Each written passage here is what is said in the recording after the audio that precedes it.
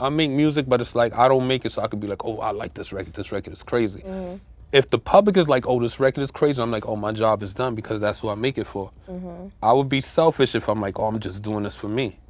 Nah, this is for y'all. Everybody be like, oh, you made this. This was my jam. I'm like, that's for you. That ain't for me. Right. And that's how I look at it. I enjoy that when it's like the feeling of what it give people. You in a club and your record come on and everybody go crazy.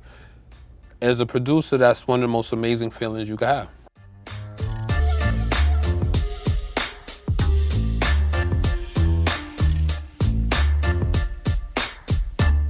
What's going on? I'm Mia Bell. You're watching BET Talks, and today I have the pleasure of sitting with Bronx legend, producer, ear to the streets. He goes by the name of Buckwild. How you feeling, man? I'm blessed. I'm still here. Of course. You know? By God's grace? By God's grace, the universe got me here. I Put love me that. in the right position, gave me all the love to meet everybody I need to and continue this journey. Of course. And hip-hop, Yeah. right? When we say that, how do we feel about the climate of hip-hop today? You've done so much work in this space. You've seen it grow. You've seen it change. Where are we now with hip-hop? I think we're in a place of education. You know, just to teach cats what should be done, how to do it, not how to, make the music, but how to put it where it needs to be, the type of albums that need to be made, not how to rap, but just in general, like where your album needs to go, how you can sell millions of records. A lot of cats, they come in and be like, yo, I want to have records to do what your records did. Right. And that's where musically the integrity has to come in. Because we will look at things and we will always want to have the best records. Right.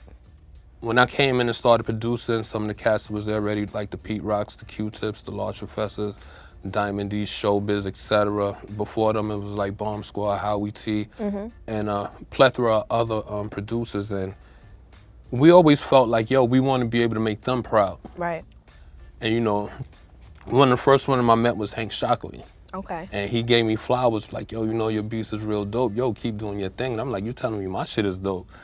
You did Public Enemy. Right. I'm listening to you. Y'all gave me the energy to want to do what I do, to be like, hey, you need to get right here, son. And at this time, you were just DJing. Yeah, I was just DJing. And of course, making beats on your own. I just started. I think two or three of the first records, I think OC record came out and Organized came out and probably Big L. Okay. And looking, like I say, we always aspire to be better than those who came before us without stepping on them. Just to give them flowers and be like, hey, I want to be where you're at. It's like what you did was incredible. It's like I came from being a DJ. So I know what it's like playing those records, like even playing in a club with the response, what it is. And what people feel from it, the energy that it gives people. Right. And, we had DJ Scratch up here earlier, and he was just talking about just the intricacies of DJing and how much it's in line with producing. And to see, how you guys have grown into that space, I think is amazing, of course. And who would you say kind of brought you along and taught you the ropes? Well, for me, what it was, I say for me to learn DJing, it was some cats from when I was in public school, and it's like they helped me along. This is when they had DJ crews. And I learned a little on my own, but it was a cat, rest his soul, this cat named Pee Wee, he showed me a lot. And it's like I knew the intricacies of, cutting, keeping the beat steady, etc. Yeah. Because that's basically what production is. Right. It's like people don't understand, if you don't have a dope beat, the artist can't rap. So from that, I learned that, took a little hiatus, went to school, finished high school, I was at my homeboy house. I was DJing, and I could DJ. Right. And it was me, this cat Sean Merch, Gemini the Gifted One. Okay. That's another artist who was from there. In our school was a lot of artists, but I didn't care about, hip hop then.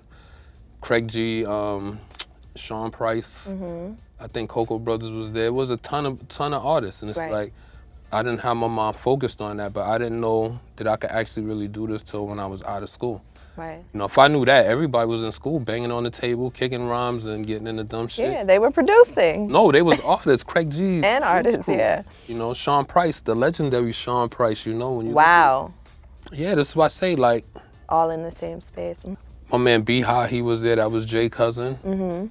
So people be asking me, how do I really get in the game? How do I fit in? I'd be like, I really believe I was set on this path by the universe because it's like everybody that I know coming in the game is people that I met, you know, along the way. Like, even in my crew, AG used to live down the block from me. Okay. Took like one project away. Wow. You know, when we was younger, like he was rapping. It's like I remember this, and then you know that was that. Like DJing wise, even with that coming along, I met Lord Finesse. Lord Finesse was a huge mentor for me, who put me in a lot of doors. Like coming with him and going along the things, I met Big. Like just from going to a video shoot down with the King video. Right. Going on tour with him, I met DJing for Finesse. I met like OC. And Organized Confusion, Red Hot Lover Tone. I knew Bismarck, so when you look at it, these things, I tell some of the younger dudes, I be like, yo, sometimes it's a magical time. You have to pay attention to the writing on the wall. Right. If you pay attention to the writing, you can navigate where you're gonna go and where you need to be. Absolutely. And especially your peers, the people who are next to you and doing the same things that you're doing. A lot of times people like to look up, right? And, you know, try to get the things that they can't reach when it's right next to you. Yeah. Our first album we did when I was working with OC, it's funny because being in Battery Studio, you know, I had met Storm. I was in the A room. Havoc and Mobb Deep was in the C room. Wow. And Tribe was in the K2 room. Legends. Yeah, Everybody. But we didn't think of this. We was just, everybody was focused on trying to be the best that they can because the inspiration was what we value. We didn't say, hey, you know, I'm gonna be better than this one, but like, oh, you know, I'm pretty sure for Mobb Deep to be like, damn, you know, Q-Tip is overseeing our album. This is incredible. They just did Nas. They had, you know, this album, that album. They work with. It's an incredible time. So I think a lot of times people have to be thankful for their positions and with the people that they are graced with, because those things are blessings. Because you're gonna get knowledge from everybody who you can sit around. Right. And it was an iconic time. And I look at it, I'm like, Dad, you know, if this was this time, people wouldn't believe it because it would be on Instagram. You know, it'd be like, oh, it's me and such. Me and this one, it's like, oh, you know, all y'all was in the studio, yeah, and we made iconic records, everybody who was in there. At the same time, that's why, you know, that was my first thing that made me believe in nothing but energy. Wow. The energy that floats around is what makes it. Have made a platinum album out of that, you know, we made a classic record with OC. Tip and them made a classic album. That was the first time Jay Dilla came on the scene. Yep. So looking at it, that's why I say these things that happen, I try to also tell the younger cats, yo, you have to be appreciative for everything that you're going to get because you don't know who's going to be the superstar. Exactly. You could be here with somebody today, tomorrow they could be that guy. And that's what you've seen all throughout your career. Yeah, it feels like Forrest Gump. I love that. What do you think is the record that catapulted your career into stardom, where it was like, oh, I need that? Everybody's hitting your line. Well, I would say that's from when I first came in. And it started being an underground producer because of, like, from doing OC, Big L, Mike Geronimo, etc. Then came like a bunch of little remixes, Funk Dubious and a few other alcoholics. Then came G-Rap and Nas. And it was just coming and coming. Yeah, it's like, I never was the person that had to call and be like, can I get on your album? You know, even coming up later with 50 Cent, I didn't have to be like, yo, 50, can I be on the album? The first album he did, Get Rich or Die Trying, I faulted myself because I didn't step up to the plate. He kept asking me for beats. But yeah, I'll save you a spot. And it's like, and I never. What were you doing? Because that is the album of my childhood. I've been telling every producer who's been sitting in this seat. What were you working on during that time?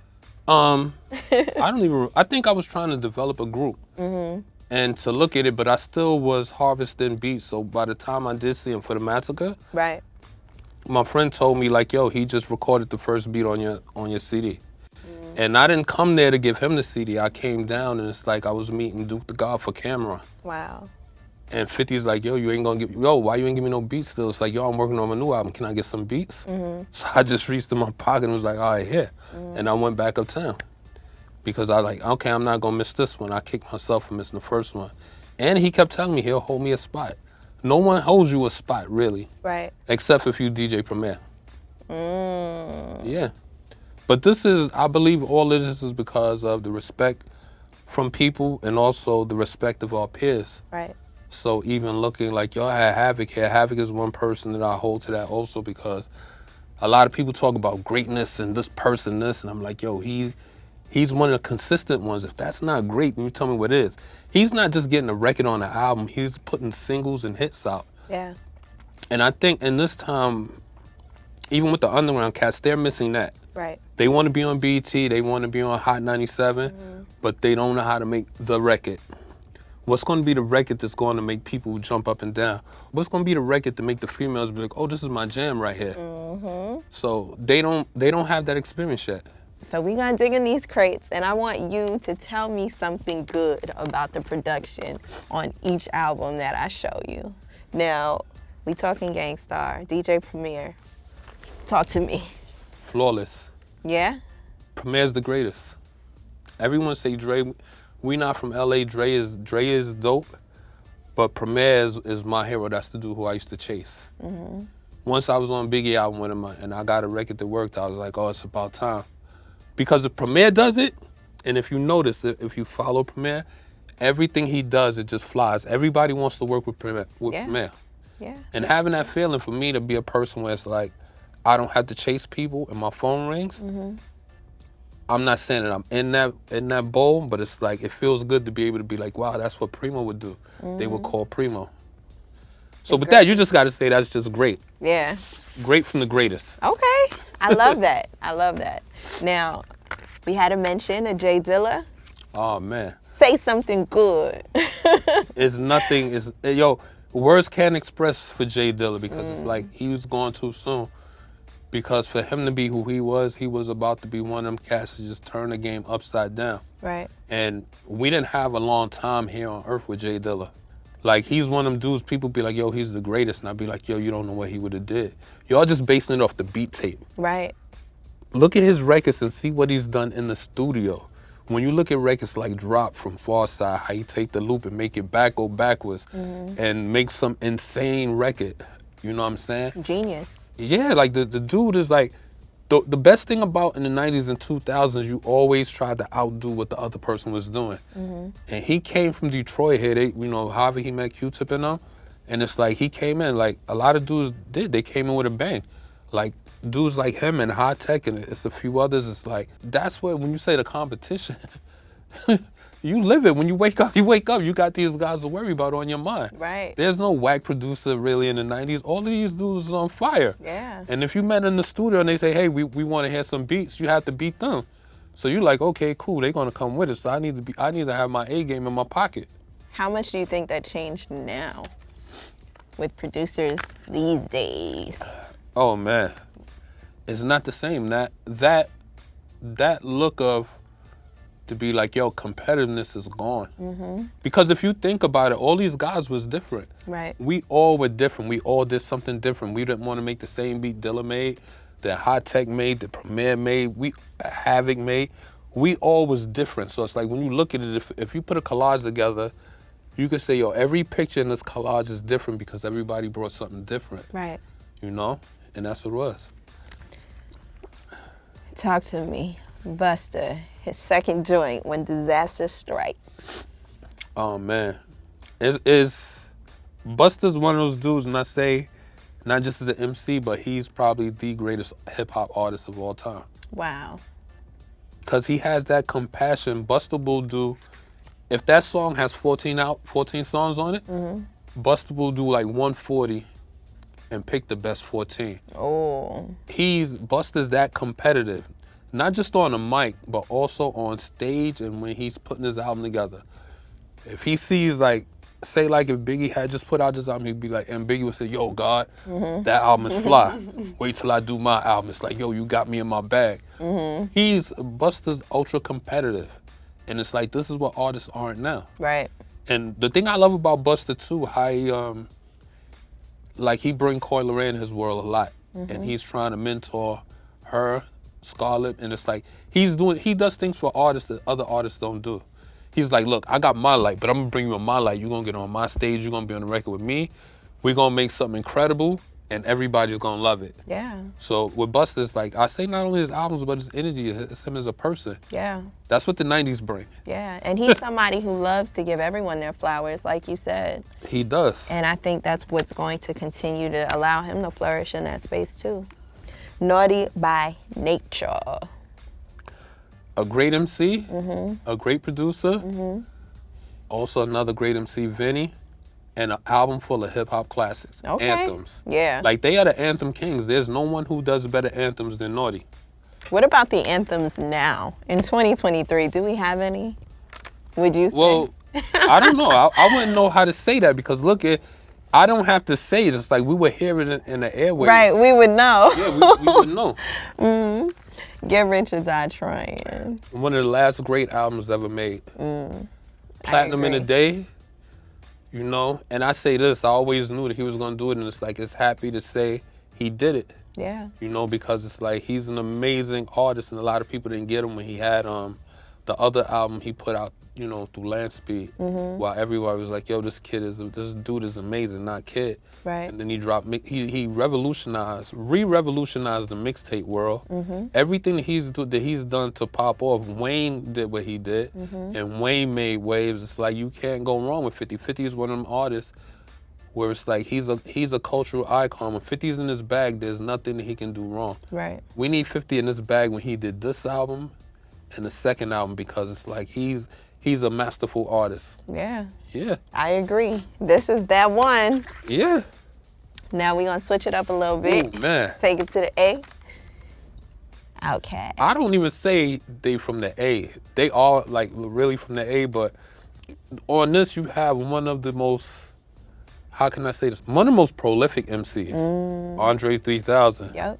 And then you have a solid MC who knows how to make those records, and Big Boy, and the two of them is a combination. They just incredible, and it's like, and then what they have also is like just leaning to the left with Goody Mob. I'm surprised you don't have that there. So, and I look at it, so when you say Outkast, I just say Dungeon Family. Okay. Yeah, one of the most amazing group of individuals to ever do hip hop, and and to really show up and be like, yo, y'all did this up here, but we gonna be down here. We gonna show you we got something to say. Yeah. Without being, you know, on some shit, on some ish, you know what I'm saying? They just put it out there and be like, yo, we dope. Let me know if y'all like us. Oh, that's what's up. We sold how many million now?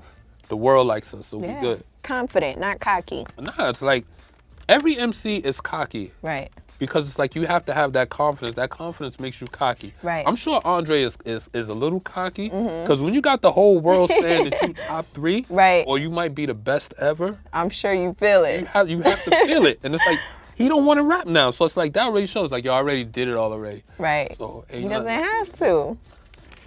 NWA. Straight out of Compton.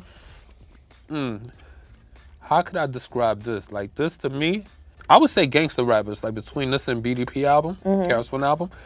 But this album right here, it took me on a trip through Compton. And I never knew a thing about Compton. When I got this album, it's like, I played this album, I think, for the whole summer, for like a whole year. The production-wise, how they was produced, Ice Cube on the right, and it's like, yo, it's a phenomenal album. And it's like, I haven't, besides maybe The Chronic, and maybe a couple of other albums, I haven't seen an album come from LA this intense in eons. Yeah. It showed you what was happening in Compton. It's the movie. It is. Blueprint. Just looking at the cover. It's the blueprint. Tribe Called Quest. To be honest, I'm gonna say this. Like, I think most producers and artists wanted to be Q-Tip. Yeah. Q-Tip. I believe you. Q-Tip picks the best loops when it comes to like melodic samples. Everyone wants to do something to be like, yo, how would Tip like this? If I play this for Tip, how would he feel about this?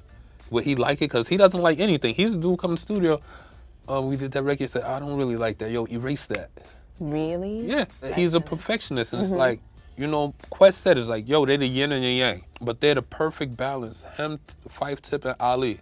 Like, when you have groups, you have to have a balance like that, the same way Outkast does. Right. And they are the perfect one. There was rumors that it was supposed to be a Tribe Called Quest Outkast album. I wish it would have got done. But, you know, that's our loss, because it's like, as the fans, that's what we want. Yeah. And No. that would have been amazing. I feel like we don't see groups like this at all anymore. All right. You can pick So- that one up and that one, the first one is part one, and the second one is part two. Okay. The first one is so groundbreaking for who they are, because even though we lived in the hoods, groups like Grab both of them. Tribe and De La, they show like, yo, you could be yourself in whatever you do. Right. And I have to have that thug uniform on. And here's where they kind of I diss love it to that be you like, say that. yeah, because it's true. Like, there are a lot of cats who like hip hop that aren't really like, yo, I'm selling drugs, I'm Right. carrying guns. It's like some just like music, like to have fun. But skit wise too, like these guys reinvented the skits on this album, and it's like it's just such an incredible album. It's a long album, you know, when you have it on one piece of vinyl, but Right. the creativity, that's the one thing I believe that they really introduced to the game and took it to a whole nother level past what Dre and them did, because in between the songs is movies. Right. Yeah. So when you see it or you hear it, for anybody, if you never experienced De La Soul, go home, you could download it on iTunes now, download it, and just listen to it for about a week. It'll And change nothing your but De La. world. Yeah. It'll change your world. Tupac. We gotta go This here. album was dope. His first 3 albums is his best albums. Okay. To me. I agree with that. Because looking at it, even the one that's after that, I'm like, yo, you know, that one, Me Against the World, that's Tupac's greatest body of work. Without having to diss anybody, his concept-wise, what he's talking about, how he touches on emotions and feelings and things that people go through. Those messages. Yo, that's what it is. That's what hip-hop used to be. And what is it now? What would you say it is now? The I'm gonna Wedge? Save this for last. Strip club? Yeah. Oh, man. Murder music. We had Havoc here earlier, by the way. P, one of the most prolific MCs. Yeah. Havoc, one of the all-time greatest producers. I don't care what nobody say. And together, what they are, it's like, they're like magic. Do you have a favorite on this? The whole album? Yeah. No, I'm saying the whole album. Okay. Starting with the title cut, Murder Music. Yep. Top to bottom. You know? I feel that. Oh my God. Back to the West. The reincarnation of the West Coast. This guy right here, and you know, all these albums I could say good things about. But to me, when I heard Kendrick's album, I figured like, here's the dude who's gonna carry the torch for the West Coast. When I heard this, because it spoke to, and I knew this, it spoke, not only did it speak to the youngins, but it's like, I knew so many OGs who just fell in love with Kendrick on this album right here. Right.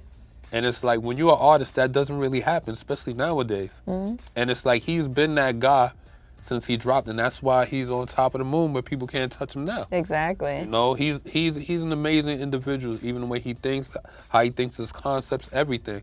And the fact that he still is an MC when he's telling Big Sean and them, if you want to record with me, you got to bring your A game, because I'm going to bust your ass. Yep. No one says that anymore. People just want to be like, oh, you my dude, we on the record together. Kendrick's like, get that out of here. Right. If you want here, I'm busting yours. Right. Life after death. How did this impact your life? First of all, not only because he was a friend of mine, but he showed me some things as far as an MC that I know what MC should be, and also as a producer, what you need to do. And I never knew that he really produced too. I seen that in the documentary that they had. Wow. You know, where it's like he made a song off of the Total Loop. And yo, it's just everything he does when you listen to this, like me and a few of my friends, we say this, he made an album with no skips. So if you listen to the CD, you could go from this one to this two and just listen to everything straight through, and everything is classic, and it's like his stories is incredible. Right. This is what rappers used to do. They used to talk about stories. Not too many people who did that, but for me, it was a game changer now for me, because not only just because of having a record on here, but being around, you know, the guys who produced on the album also, and learning things from them. It's like, it showed, even with what he did, how they could take your music and take it somewhere else. Because they would be like, all right, just track your beat, yo, we'll finish the rest. Right. And I thought that was crazy for them to do that. You know, but when I hear everybody record they touched, I'm like, yo, Puff had the magic formula with Stevie J and D-Dot where they all sit down and put their 2 cents in and make $1. Yeah. Yeah. Buckwild, thank you so much Yeah, for being here, you know? for spreading all this knowledge. You got the right stack right there. And this shows you how deep hip hop is. Like, you know, it's a couple more I would have put in there. I would have had to put Scarface in them in there. Okay, of I course. would have had to put, I would have put more Organized Noise in there. Okay. I would have put Luke in there. Look, it's a little hard to find these days, but Yeah, it is. But to look at it, I just tell, like, I like to tell people, like, yo, in this world of hip hop that we live in, it's like, we went through so much where it's like this shaped us to who we are. Yeah. Like, even when you have, like, I guess Megan and them, what they do, before them, that was Luke. Right. So when you honoring people for 50 years, it's like, why nobody honored Luke? Right. Yeah. And You here know? you are honoring him in his name, and like you said, he did put the work in, and we're seeing Everybody it grow. needs their honors to look at it, because we all made this what it is. Yes. So everybody deserves a pat on the back, And a their round flowers. of applause, you know, yeah. Yep. You know? BET Talks gives you your flowers, Buckwild. Thank you for your BET has to have their contribution flowers, to because hip-hop. BET been here way before Tigger in the Basement and all this other stuff when MTV wouldn't play hip hop. So BET definitely deserves that. You gave us a platform where we exist. Come on. You know? Yep. Recognize that. If you got something negative to say, just think about how it was before when you didn't have that space. Right. And still thriving. Yeah. And You know? still thriving. Thank you. This was great. I appreciate you. Amazing. You know? So much knowledge. So much knowledge. That's what we do. We spread it. Come and on. Keep it going. Yeah. That's history.